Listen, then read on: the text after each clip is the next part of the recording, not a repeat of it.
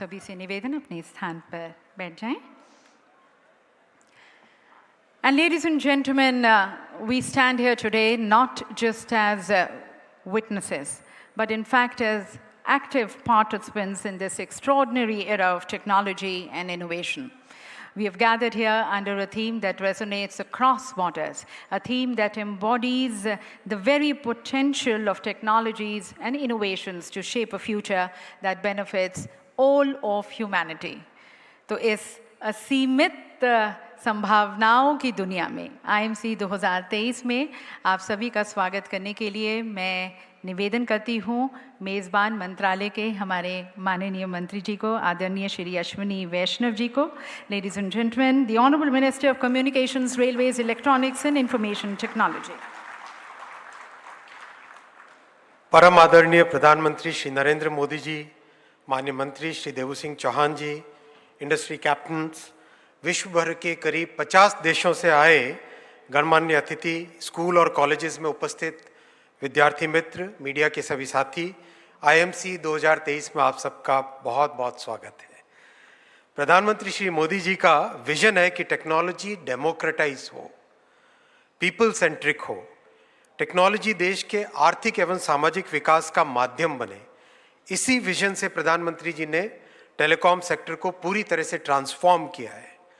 आज से 10 साल पहले अगर टेलीकॉम का नाम आता था तो एक अजीब सी भावना थी. 2G स्कैम की बात होती थी, लीगल बैटल्स चल रहे थे, इन्वेस्टमेंट कोई करना नहीं चाहता था. आज लेकिन टेलीकॉम सेक्टर की तस्वीर बिल्कुल बदल गई है. ये प्रधानमंत्री जी की 9 वर्षों की तपस्या का फल है. प्रधानमंत्री जी ने टेलीकॉम सेक्टर पर क्लियर फोकस रखा क्योंकि टेलीकॉम डिजिटल इंडिया का गेटवे है. पिछले 10 वर्षों में भारत की टेलीकॉम इंडस्ट्री स्कैम और लिटिगेशन से बाहर आकर आज एक सनराइज इंडस्ट्री बन गई है. आज भारत को दुनिया में 5G के फास्टेस्ट रोल आउट के लिए पहचाना जा रहा है. आज भारत में डिजाइन और मैन्युफैक्चर हुए टेलीकॉम इक्विपमेंट 70 से अधिक देशों में एक्सपोर्ट हो रहे हैं. आज दुनिया के बड़े देशों में सबसे सस्ती डेटा सर्विसेज भारत में उपलब्ध है. आज देश में लगभग 114 करोड़ मोबाइल सब्सक्राइबर्स हैं. 10 वर्ष पहले भारत में इस्तेमाल हो रहे 98% मोबाइल फोन इंपोर्ट होते थे.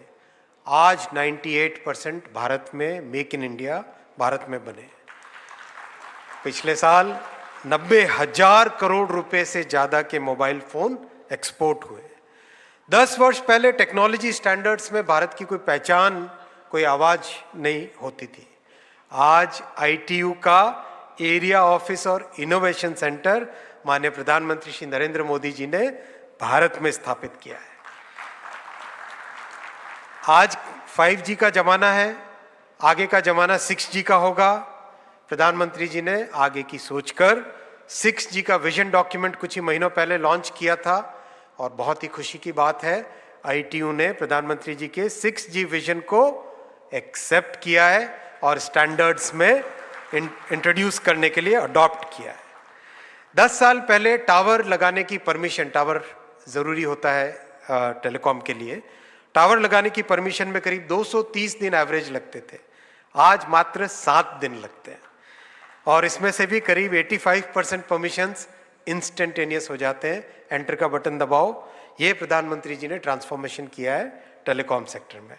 आज भारत टेलीकॉम टेक्नोलॉजी के डेवलपर, एक्सपोर्टर और लीडर की तरह उभर रहा है. आप याद कीजिए पिछला जब वर्ल्ड कप था 2011 में, जब वर्ल्ड कप के मैच चलते थे तो टीवी के शोरूम्स के बाहर लोगों की भीड़ रहती थी. ऐसा नहीं होता. पिछले रविवार भारत और न्यूजीलैंड का जब मैच था, मोबाइल पर 4 करोड़ से ज्यादा लोगों ने रियल टाइम में लाइव मैच देखा. और याद करो चंद्रयान 3 की लैंडिंग, उसकी लाइव स्ट्रीमिंग यूट्यूब पर 80 लाख लोगों ने लाइव देखा चंद्रयान 3 को. यह संभव हुआ है प्रधानमंत्री जी के विजन के कारण. ये ट्रांसफॉर्मेशन हुआ है प्रधानमंत्री जी की तपस्या के कारण. आज हमारे बीच कई ऐसे स्टार्टअप और फाउंडर्स के CEOs बैठे हैं जो कि पहले यूरोप और अमेरिका में नौकरी करते थे, आज नौकरी देने वाले बने और स्टार्टअप्स के प्राउड फाउंडर्स बने। ये गौरव की बात है। इसी भारत मंडपम में अगले वर्ष ITU की world telecommunication standardization assembly Bharat में होगी और टेलीकॉम का भविष्य किस दिशा में जाए वो इसी भारत मंडपम में डिसाइड होगा। आज प्रधानमंत्री जी के इंस्पिरेशन से 6G का टेराहर्ट्ज टेस्ट बेड और ऑप्टिकल कम्युनिकेशन के लिए advanced optical communication test bed बनेगा, जिससे कि भारत 6G में लीड ले सके। प्रधानमंत्री जी ने भारत 6G विजन लॉन्च करने के टाइम में कहा था, हम सबको मार्गदर्शन दिया था कि 2G, 4G, 5G और अब 6G में भारत को लीड लेनी है। उसी दिशा में ये स्टेप्स हैं।